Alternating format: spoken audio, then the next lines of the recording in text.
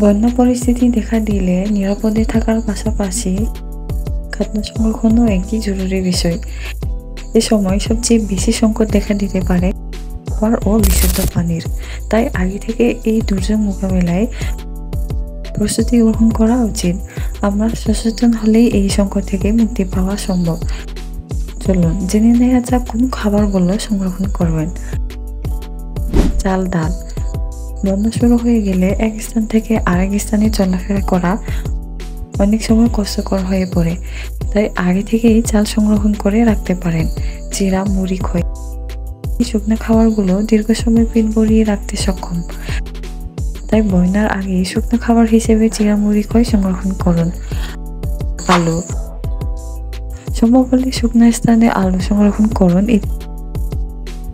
এই দুর্যোগের দিনগুলোতে ক্ষুধা নিবারণে আপনাকে সাহায্য করবে। খেজুর।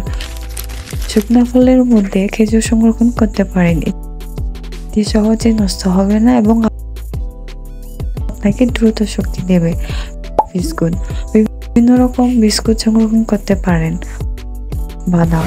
বাদাম স্বাস্থ্যের জন্য অনেক উপকারী। এতে বিভিন্ন ধরনের পুষ্টি আছে। বিশুদ্ধ পানির ব্যবস্থা।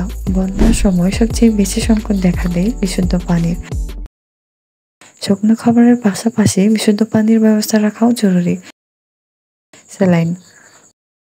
বন্যার পানির মাধ্যমে জীবাণুরা খুব সহজে আপনার কাছে পৌঁছে যায়।